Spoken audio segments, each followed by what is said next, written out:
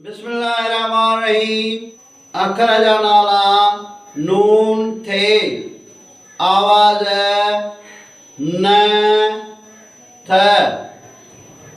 नून जबर न, थे जबर थ, लफ्ज़ आहे नथ। नथ लफ्ज़ जी माना आहे नाकेली। नथ मौनस लफ्ज़ आहे। नथ ग्रामर में इस्म ख़ास आहे।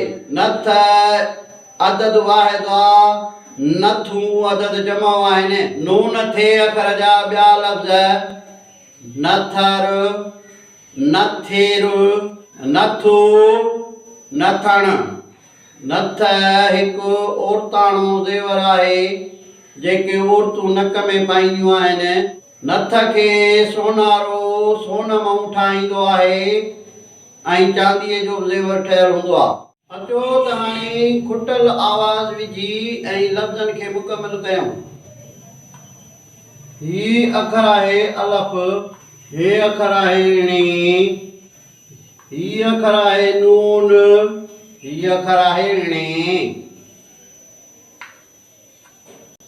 हाणे हिननि खे आवाज़नि में मटाइबो। हिन खे मथो ॾिबो पेश थी वियो ओ, हिन खे ॾिबी न ज़बराइत आवाज़ छोड़न, हिन खे ज़बर ॾिनी आवाज़ छोड़न, हिन खे पेश ॾिनोसीं आवाज़ छोड़न। हाणे हिननि में खुटल आवाज़ विझणो आहे। बे विझी ॾिसोसि, नबण न थियो, अप उबण न थियो। वरी को ॿियो आवाज़ हिन में विझी ॾिसबो, पर हिन में आवाज़ हाणे ईंदो थे,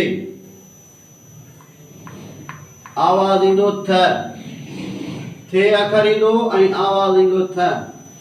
उथण न थण ॿ लफ़्ज़ ठही आहे। हिन में उथण में टे आवाज़ आहिनि, उ प्लस थ प्लस ऋण। उथण लफ़्ज़ ठहियो उथण।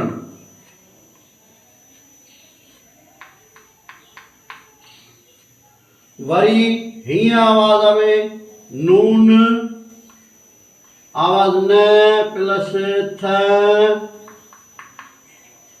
ऋण प्लस न थण, लफ़्ज़ ठहियो न थण।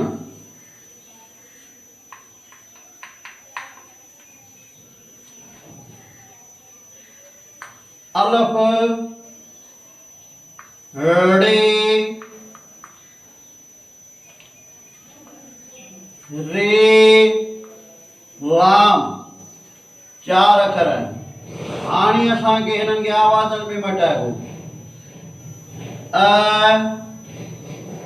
ऋ, रे, ल। हाणे अहिड़ो असांखे आवाज़ ॻोल्हणो आहे जेको हिन लफ़्ज़ खे हीअं पूरो करे, हिन पढ़िजे त हीअं पूरो थिए। उहो आहे ध, अ धड़ रे धल, लफ़्ज़ ठही आहे। अ आवाज़ मिलाए ॾिसूं भला, अ प्लस ध प्लस ऋ, लफ़्ज़ ठहियो अधड़।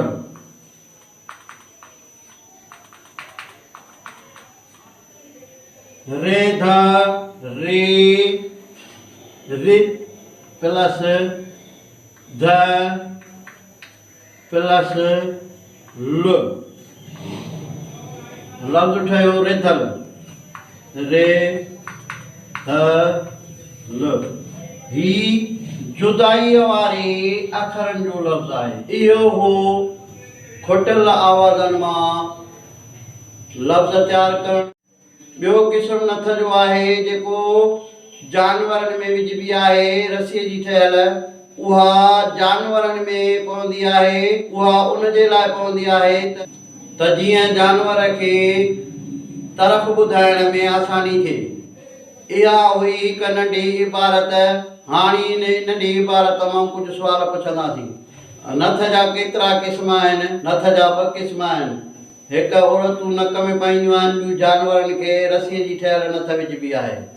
जानवरनि खे नथ छो हणबी आहे? जानवरनि खे उन जे लाइ नथ हणबी आहे त उन्हनि खे आसानी थींदी आहे तरफ़ ॿुधाइण जी। सोन जी नथ खे छा चइबो आहे? सोन जी नथ खे सोन जो ज़ेवर ॻहब चइबो आहे।